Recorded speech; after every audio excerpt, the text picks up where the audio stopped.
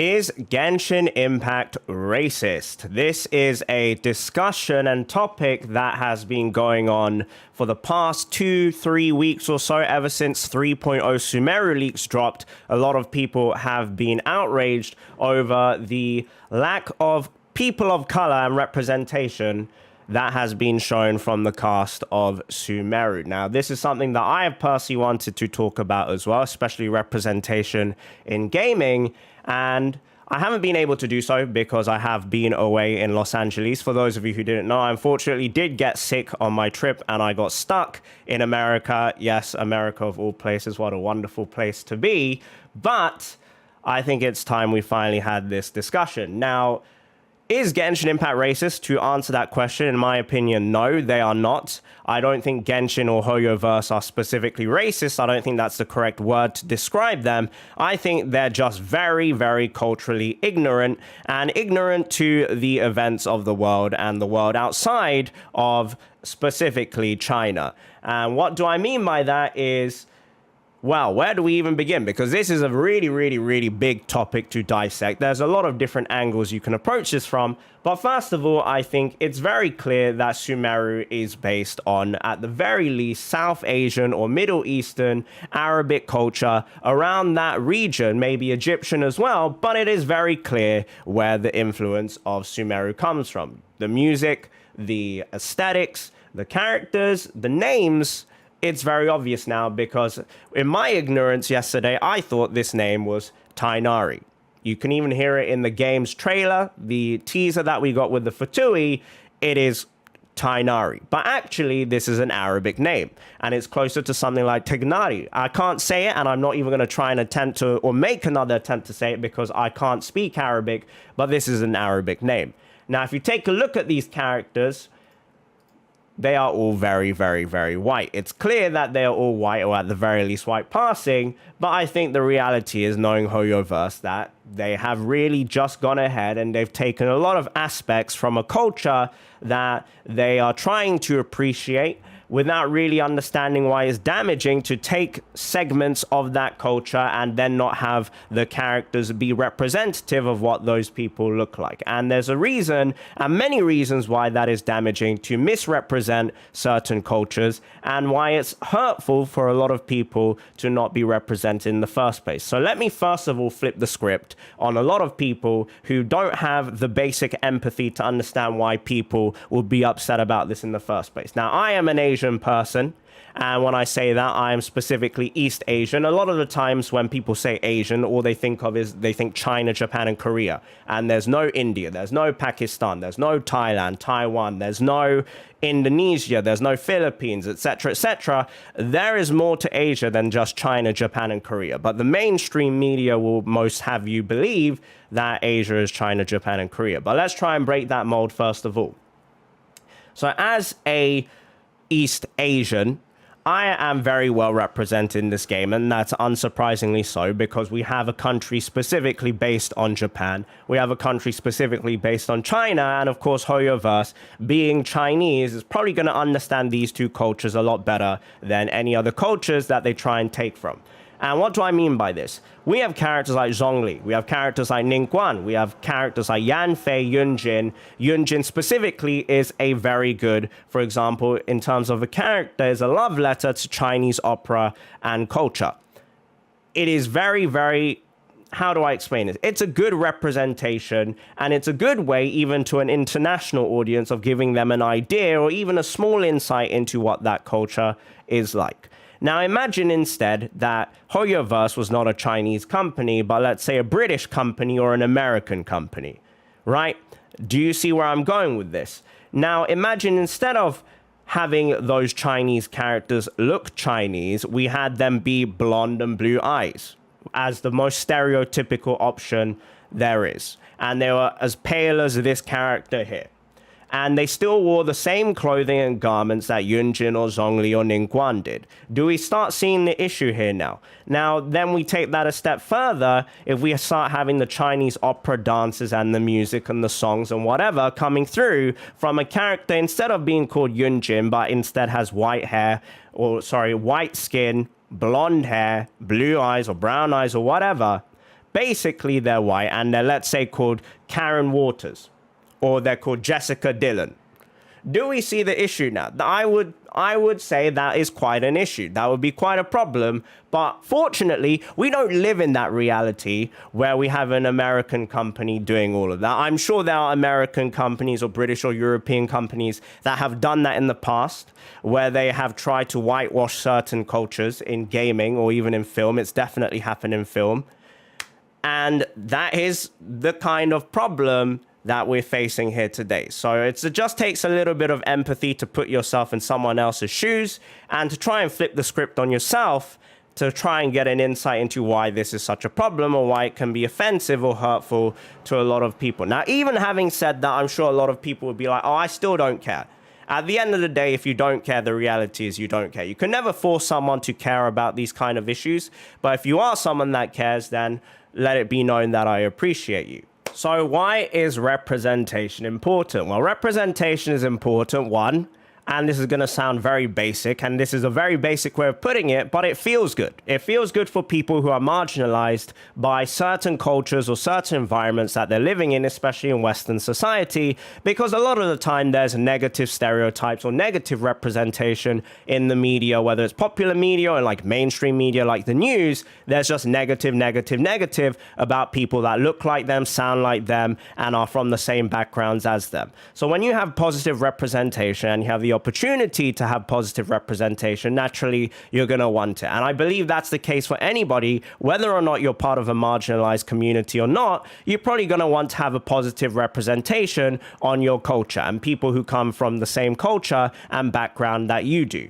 Now, the other thing, and I touched on this, is to reduce negative stereotypes. And there are stereotypes that are necessarily, they are somewhat founded in truth. Most stereotypes are founded in some form of truth. But at the end of the day, a stereotype is a stereotype, and it doesn't apply and shouldn't apply to everyone from a certain background. And unfortunately, what we have in today's generation as well is a lot of people who will never do any fact checking, who will believe something that someone says because they have given that person a form of authority or they trust that person, whether that person might even be a stranger online. The thing is, people don't want to do their own research. And when people don't do their own research, misinformation forms and misunderstandings will also form as well. I've learned this the very hard way, especially with the Genshin Impact community and the young demographic online in the online world today. A lot of people will never, ever, ever do fact checking for themselves. So when you have characters looking like these, a lot of people, believe it or not, because for those people who have a good head on themselves and who do fact check or who have common sense or who have been exposed enough to the world, they'll understand that a lot of people from Arabic cultures or South Asian or Southeast Asian cultures don't look like this, right? They don't look like this. And if they have garments like this, or you see characters from cultures with garments and clothing like this, that this is not an accurate representation of this. And they'll be like, there's no way anyone can fall for this. But the thing is, there are people out there who have never been exposed to other cultures. And you know what one of those countries is? China. China is a country that is very homogeneous or homogeneous, depending on which version of English you use. And what that means is most Chinese people, if you go to China, most of the demographic in China is going to be Chinese. Like almost 99% of the people you see there are going to be Chinese. For like almost every 1,000 Chinese people you see in China, in the streets of China, you'll probably see one non-Chinese person. That's how densely Chinese China is right now. So a lot of these people will never, ever see people from Arabic cultures in person. They'll never see a non-Chinese person. Maybe they'll see a white person, right? And they'll be like, oh, so this is what Arabic culture is like, or this is what Middle Eastern or South Asian culture is like.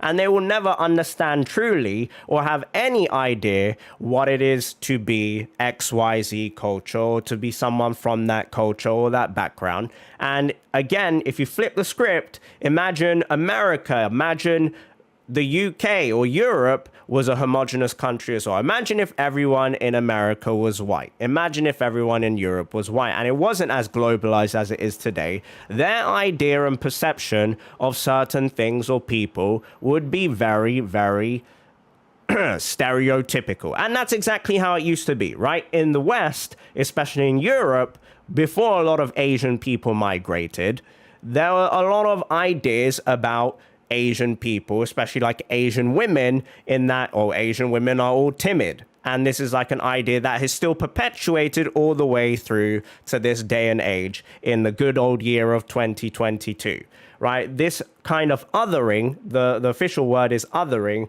where you don't understand these other cultures and you just see them as like some other entity. And to some people, they might even see it as a commodity, which can be very, very harmful, especially with people who take that idea, they latch onto that idea and they fixate on it as if it becomes a truth, even though it's actually misrepresentation. And this is the kind of thing that I would like to see avoided from media that I personally like and enjoy and consume, which is Genshin Impact. Now, having said all of this, this is where the big question is posed to a lot of people.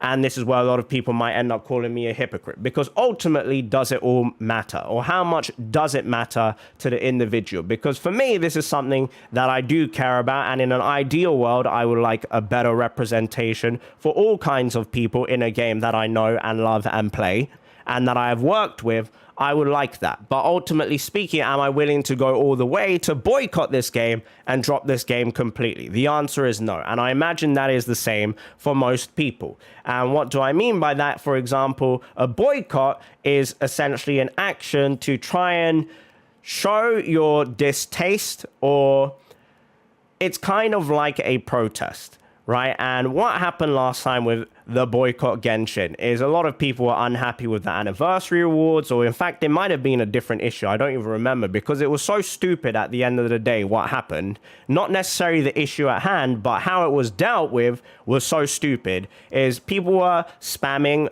hashtag boycott Genshin Impact, don't play Genshin Impact. But actually what people were saying is, don't spend on Genshin Impact. You can continue playing it and finding comfort from your comfort characters.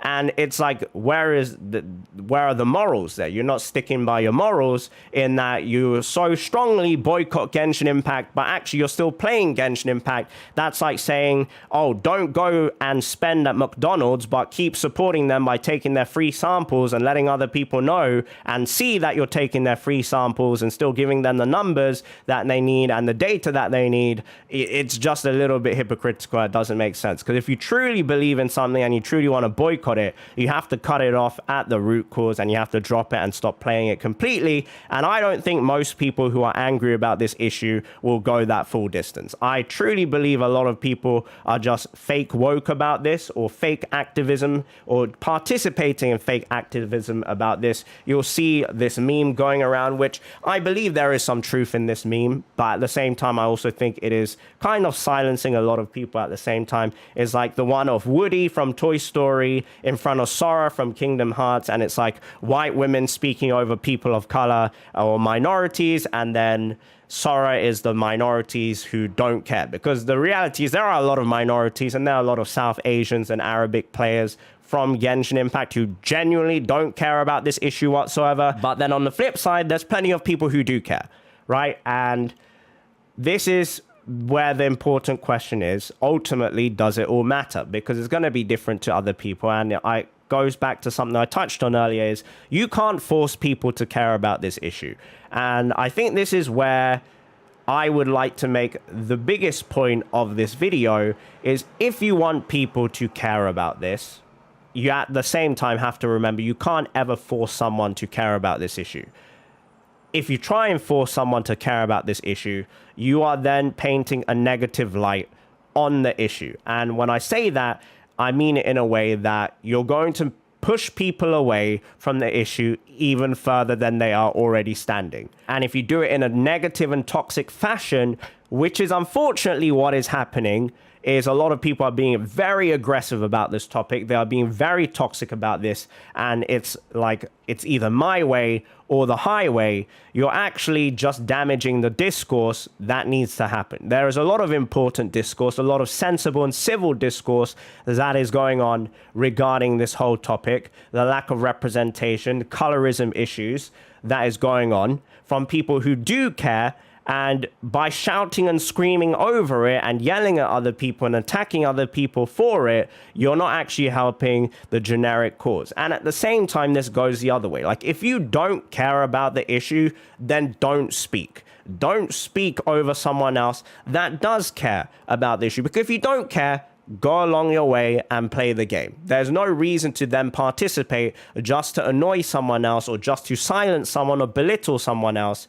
And this is the thing that I always want to stress, is civil discussion is always more productive than just yelling and screaming at another Genshin Impact player who ultimately probably doesn't care and most likely doesn't even have the intelligence to understand why it's an issue in the first place, right? And I would just like to quell some of the toxicity that's going on regarding all of this. And again, if you are someone that truly cares for the root cause and you want to make an impact and a statement, the ultimate way of making impact is to have a mass boycott, and an actual boycott where people stop playing the game. It can't be one of these half-hearted, oh, I'm going to stop playing the game for a bit, or I'm just going to stop spending a little bit, and then the very next day you log in, or you're making all this noise on Twitter and you're sending all these emails, but you're still continuing to play the game. Because where Hoyoverse will notice is when the money drops or when the player base starts to shrink,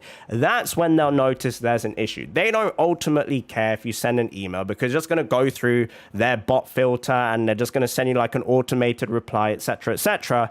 That is the reality of these big corporations. They don't care until it hurts their pockets. They don't care until it hurts their numbers. And if you don't hit them where it hurts, the change is not really going to happen. But yes, thank you very much for watching.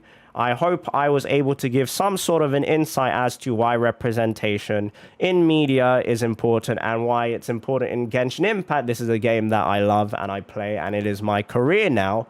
And I really would like to see them do better. I wish I had stronger connections to people in China who work for Hoyoverse, specifically in senior positions. I unfortunately do not. I would love to ring up Dawei and be like, ni hao, Dawei, ni ganma? Which is, what are you doing in Chinese? And I wish I could do that, but I can't. So yes, let me know what you think about the whole situation. And yeah, let's keep it civil. Have a wonderful, wonderful day. Bye-bye.